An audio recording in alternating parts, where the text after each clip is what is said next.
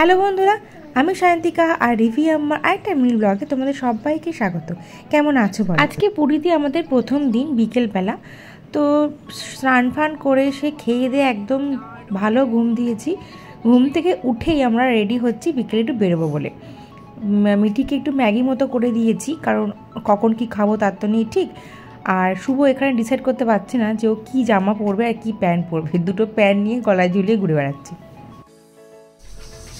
এখন আমরা রেডি হচ্ছি, বেরোবো সমুদ্রের জন্য। সমুদ্র স্নান করতে যাবো না, ঘুরতে যাবো। তো এটা পয়লা বৈশাখের নতুন জামাটা আমি অনলাইন থেকে কিনেছি পায়েল দাস বলে একজনের কাছ থেকে। প্যান্টটা দেখতে পাচ্ছ না, প্যান্টটাও কিনেছি অনলাইনে ইটকট ব্যাগ ম্যানুফ্যাকচারার বলে একজনের থেকে। খুব কম প্রাইসে দুটো পেয়েছি। আর এইটা আমি নিজে লাগিয়েছি, এখানটা ডিপ বলে এটা আমি নিজে লাগিয়েছি। বেচারা স্কিনে এত জ্বালা করছে স্নান করে, বেচারা ফেস ওয়াশ বডি ওয়াশ সব মেখে নিচ্ছে। না, এটা বডি ক্রিম মাখছো তাই তো? ভালো করে মাখো। বেচারা সারা স্কিন দেখো রেড রেড হয়ে গেছে, দেখতে পাচ্ছ? ওর এত sensitive skin. Mithi, are you ready for going out? Yeah, আমরা এখন রেডি হয়ে গেছি, এবার আমরা ঘুরতে যাচ্ছি। ইয়ে মিঠি, আমরা ঘুরতে যাচ্ছি। তো কোথায় ঘুরতে যাচ্ছি আমরা? সকালবেলা তোমাদের এই ঘরটা দেখায়নি, চলো এখন একটু দেখিয়ে নিই আর একটু রাত্রেবেলা দেখাবো। এখানে এরা 4 জন আছে। এইখানে একটা বেড, সিঙ্গেল বেড, তবে একটা বাচ্চাও শুতে পারে, একটা বড় শুতে পারে। আর এখানে এই ডাবল বেডটা, এখানে 3 জন মোটামুটি ভালো শুতে পারে। আর এদের ঘরের ইন্টেরিয়রটা দারুণ। সাইডে বাথরুম আছে, বাথরুমের ওখানে একটা জামা কাপড় ছাড়ার মতো জায়গা আছে, আর ওখানে একটা আলমারি মতো আছে। আর ওদের এটা উইন্ডো এসি। আর এই সাইড দিয়ে হচ্ছে তোমাদের ওদের ব্যালকনিটা, ওটা সাইড ভিউ ব্যালকনি। তবে এই রুমটা অনেকটা বড়, যেহেতু 4 জন থাকতে পারবে বা 5 জন থাকতে পারবে একটা বাচ্চাকে নিয়ে। তো বেশ অনেকটা বড় জায়গা জুড়ে ওরা মানে ওদের জিনিসপত্রগুলো ইজিলি রাখতে পারছে। খুব সুন্দর ঘরটা। লিফটে করে আমরা এখন নামবো, কারণ পা না সব ব্যথা হয়ে গেছে, সমুদ্রে এত আছাড় খেয়েছি আমরা সবাই।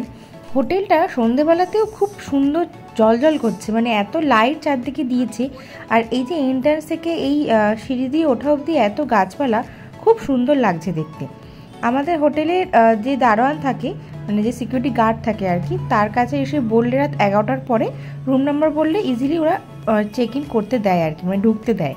আর এই হচ্ছে মেন রোড, মানে মেরিন ড্রাইভটা জাস্ট ক্রস করলেই আমাদের সমুদ্র। তো আমাদের বাকি সবাই এখানে বসে আছে, অনেকক্ষণ ধরে আমাদের ডাকছে, আমাদের আশা মানে এসে উঠতে পারছি না। এর হয়তো তার হয় না, তার হয়তো ওর হয় না, ওই জন্য কৌশিকদা খুব বকছে আমাদেরকে যে কেন তোমরা দেরি করছো।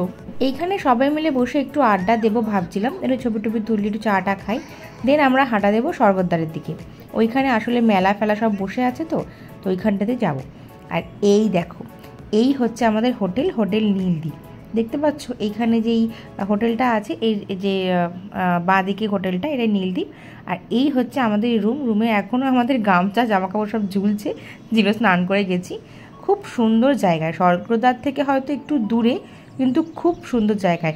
স্বর্গদ্বারের ওই জায়গাটা না আমার খুব একটা পছন্দ নয়, কেন বলো তো? এত মানে গ্যাঞ্জাম ওখানটায়, নিশ্চিন্তে স্নানটা করা যায় না। মানে এ ওর ঘাড়ে এসে পড়ছে, ও তার ঘাড়ে এসে পড়ছে। একটু দূরে বাট নিরিবিলি নয়, এরকম জায়গাটা বেশি আমার পছন্দ। আর সত্যি কথা বলতে স্বর্গদ্বার থেকে যে অনেকটা তাও নয়, হেঁটে ওই 5-7 মিনিটও লাগে না। আর খেয়ে দিয়ে মোটামুটি এখান থেকে হাঁটতে ভালোই লাগে। চারদিকে লোকজন বসে আছে, এখানে সারি সারি দিয়ে দোকান আছে, এইদিকে দোকান আছে, চারদিকে দোকান ভর্তি।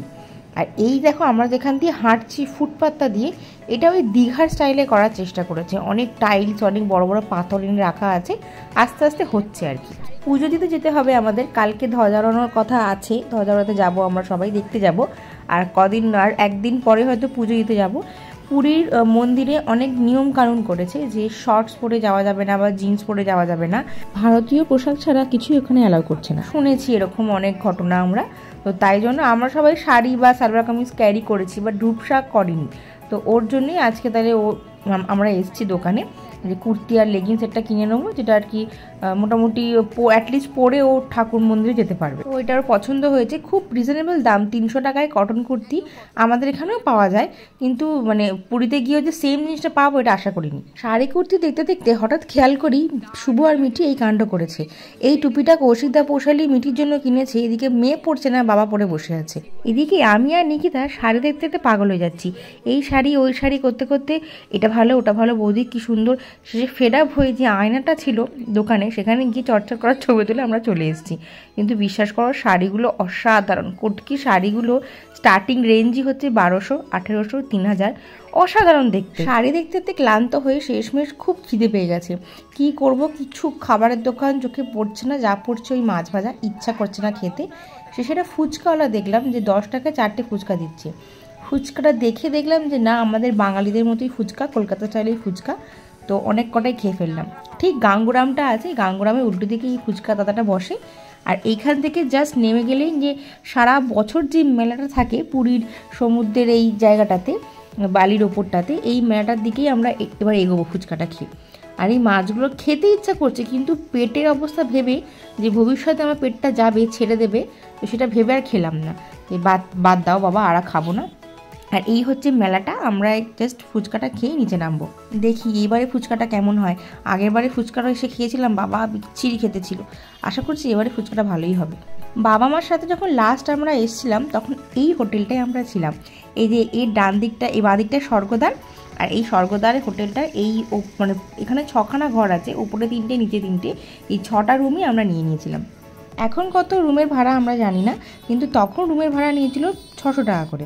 এখন সেটা নিশ্চয়ই অনেক বেড়ে গেছে, কারণ এরকম জায়গায় একটা হোটেল, তো আমার এখন কোনো আইডিয়া নেই। স্বর্গদ্বারের ঠিক উল্টো দিকেই মেলাটা, তো এই মেলায় নামবো এবার। তো চলো বাকিটা আবার পরের ব্লগে দেখাবো। এখনকার মতো টাটা, ভালো থেকো সবাই, মেলায় গিয়ে সব কিছু আপডেট দেবো। ভিডিওটা ভালো লাগলে একটা লাইক আর শেয়ার করে দিও, আর সাবস্ক্রাইব করতে ভুলো না কিন্তু।